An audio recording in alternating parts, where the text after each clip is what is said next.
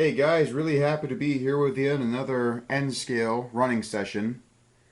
A couple of weeks ago, when my 7-year-old cousin was visiting, she was actually running one of my trains, and we're going at top speed. Usually we don't have any derailments, but unfortunately, that's a bit of a different story for the ACS 64 here. Not sure if this light over here makes a difference since I just turned it on. But you can see this is actually where 648 landed during the unpleasant surprise. Now I've run a few trains around this curve at full speed before, and I usually don't have any derailments, so we were both shocked when that occurred. Most of the cars were derailed. The only ones that managed to stay upright were this MHC, the two hoppers here. This third one I actually put onto the rails, so this is the only exception, along with the N&W caboose at the front. And these three boxcars, along with their caboose, also stayed upright without derailing. But since we got ourselves a freight, I figured, why not run a GG1? It's a well-known locomotive from the Pennsylvania Railroad that was mostly used on passenger trains, but it also served on a few freights as well.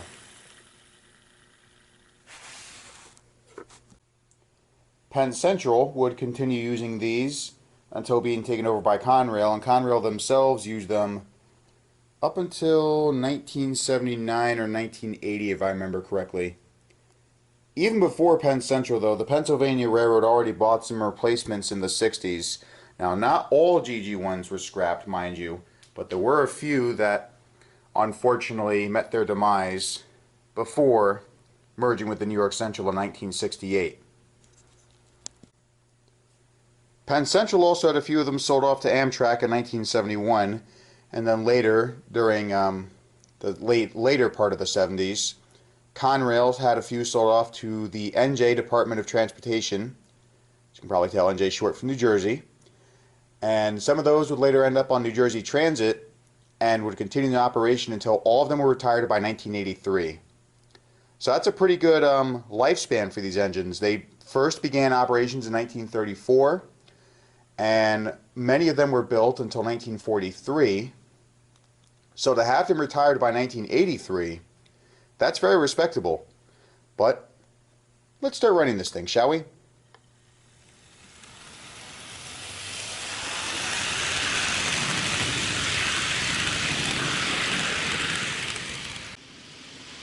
The track has recently been cleaned, so hopefully we won't have any outages or stalling during filming. Not just for the GG1, but a few other trains as well. I'm thinking of running both of the P42s on separate trains, mind you. We'll have the Phase 3 engine pulling, I think, 7 superliners with no material handling cars. And then this guy here can have one of the material handling cars that's actually already being used by the GG1, and 6 superliners. So that's going to be a pretty fun contest to set up for you. We'll get a couple more run-bys of our freight, and then put the P42 to work.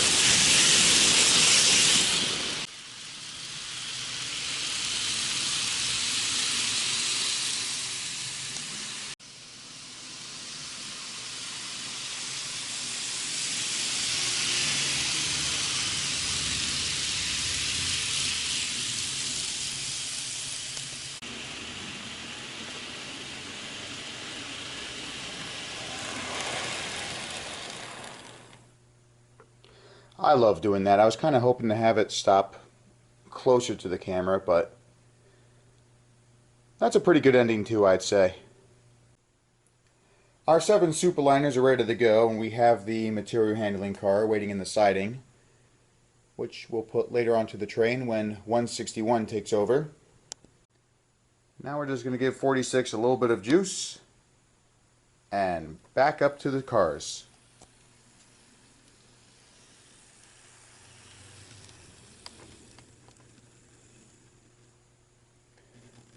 Almost there. There we go. I might need to check that or get a closer look at that bit of track in particular, because something about that, no matter how good shape it is in, it always seems to have the train stall. But number 46 has been coupled onto its 7-car consist. We are ready to go.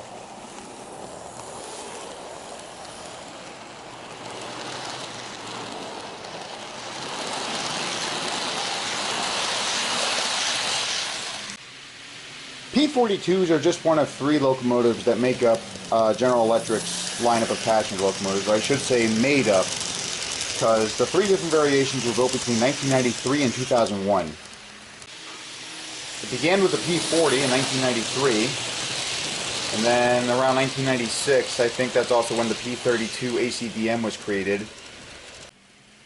You can only find that variation of the Genesis in use on Amtrak and Metro North between New York City and Albany.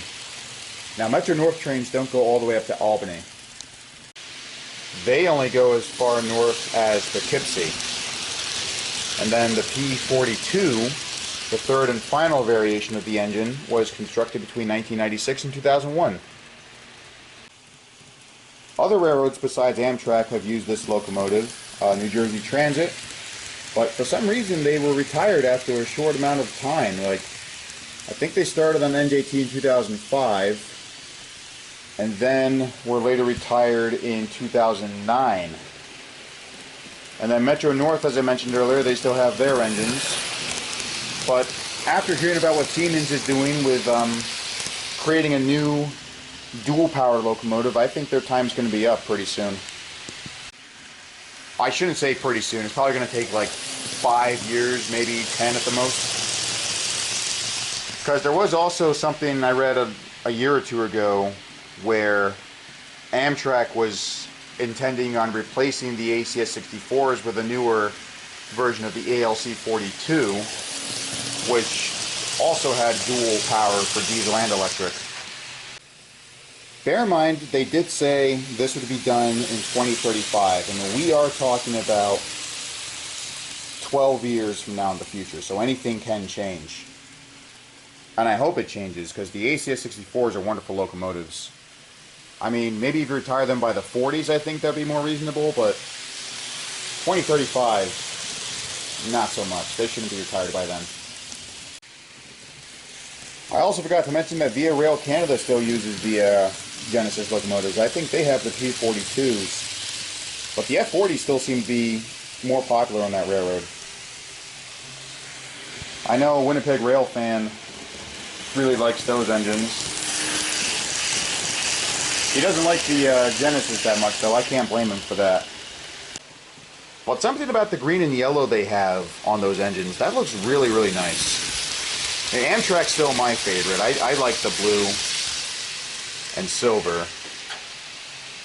Phase 3 is probably my favorite, though. A lot of people also like Phase 4, where you have a thicker blue stripe, in a darker shade of blue, mind you, and then 2 very thin red and white stripes.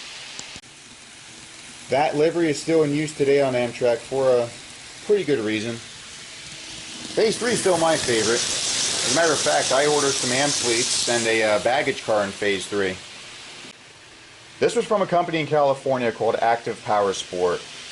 And unfortunately, when I made my order back in September, they said that the ampleats and baggage car were back ordered until mid-October, which we're getting pretty close to, so hopefully I'll get an update from those guys and I'll see if I can get those ampleats. If not, then I'll probably end up getting a refund. I hope I do, because, you know, I'm not getting what I paid for. Cato's not making the ampleats in Phase 3 anymore. I checked their website, and they do have Phase 1 and the modern livery, but for some reason, no Phase 3. I mean, you can get that livery for the F-40PH, and I think also the Genesis. Why not the ampleats? It's also available for the modern Viewliners, so it's confusing for me to understand why Cato can't do Phase 3 amp fleets. Maybe they have one of their employees secretly watching this video and they'll probably take my advice. While you're at it, see if you can do more steam engines. Because the only one I have here is 844. And the only other steam engine they do is Southern Pacific's GS class 484s. And I think also a narrow gauge locomotive from Festiniog. It's supposed to be based off of Duke from Thomas the Tank Engine. In fact, I think I remember another YouTuber named Trainboy who bought one of those just to make a custom Duke model. Props for him. I gotta check it out and see how he's done. And then there's also the big boys, so props for them for bringing in these steam engines. Well, I think it'd be pretty cool too if we saw some smaller engines, like maybe more of Southern Pacific's locomotives, like the Pacifics, the Atlantics, and maybe you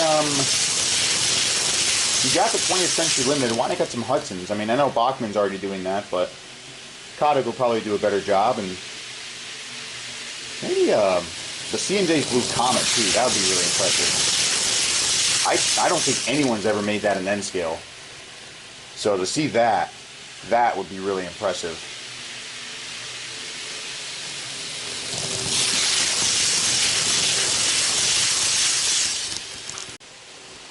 We'll be stopping number 46 at this exact spot. Have one of the superliners removed, put on a material handling car, and replace 46 with 161.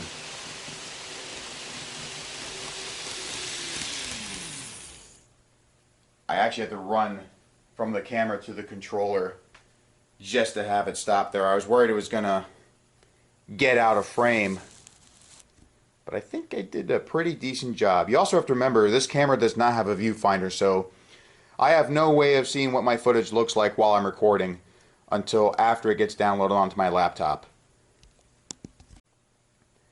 Number 161 has taken his position. You might also be able to see 46 on the other side of the tracks. We also removed one of the superliners, so now there are 6, and once we get this train moved forward past the switch, we will push the material handling car into position at the rear.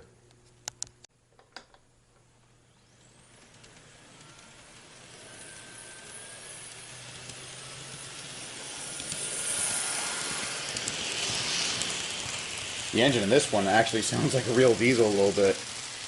If you listen, I mean, it is kind of quiet. Now we're going to throw the switch,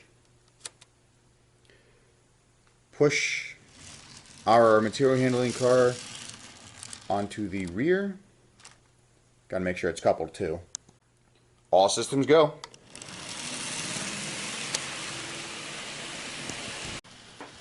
Or if you'd rather make a reference to a certain Thomas the Tank Engine show, then it would be All Engines Go. But that one sounded cooler in my head. The All Systems Go one, not All Engines Go. I mean, I've watched some of the episodes here and there. I can understand why some people hate it and would prefer to have more of the original Thomas and Friends show, like with the CGI, but I don't know, something about the animation and some of the animals they have too, I find interesting. Like, I like some of the cows, the birds. I'm also glad that they have Nia back in the show too. I mean, I like seeing her in the CGI. A little disappointing though that they decided to discontinue Rebecca. On the contrary, they are going to have a HO scale model of her from Bachmann. So I'll be really looking forward to buying one of those. I was actually looking at a video that Trainboy uploaded with her model, I guess all in primer black, including the face. And it looks pretty decent. And there's lots of other people too that are excited to see her debut. I also need to get some of the passenger cars too. I was thinking of getting 4 of the green ones and 4 of the red ones. Just like in the seasons 2 and 3. I have to see if she can pull all 8 of them though. That would be really impressive. And then maybe put the 2 green mail cars I have that I purchased for Emily have Rebecca pull those as well, along with the 8-passenger cars. The train actually hit my camera while I was raising it above the track, so let's try that again. Hopefully no goof up this time, and we're good.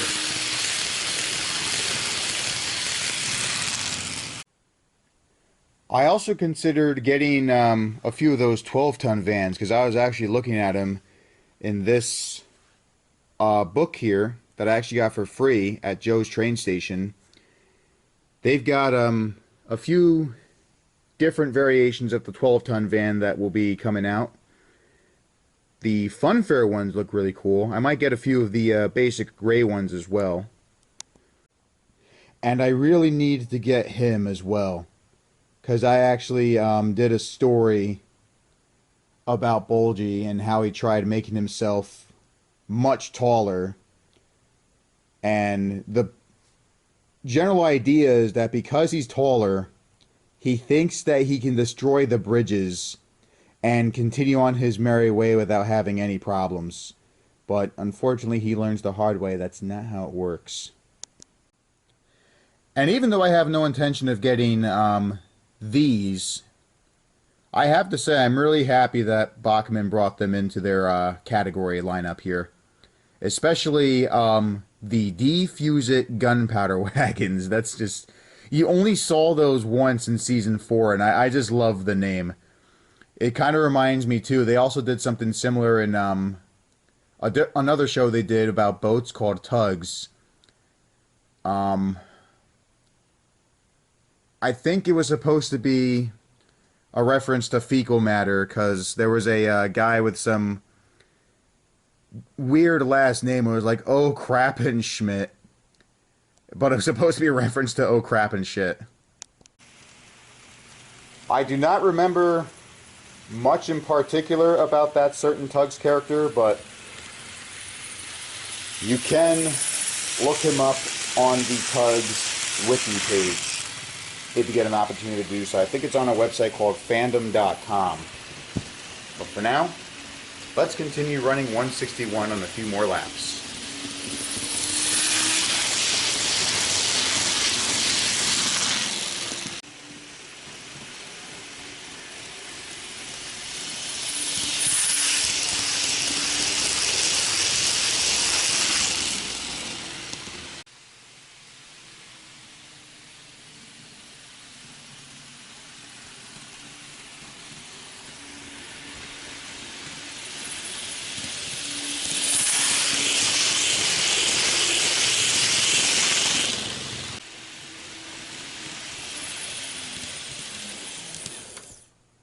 And that's a wrap. I thought it'd be really cool too to show off my rubber ducky collection along with a couple of frogs here. But for some reason, a few of them have been sinking into the green thing. Like, I don't know, styrofoam.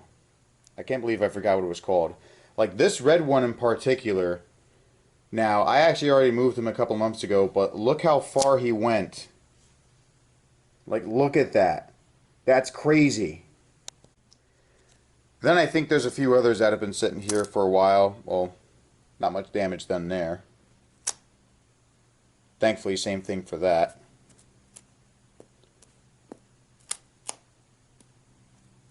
I don't get it. I don't know what it is. Well, this one did a little bit of an indent.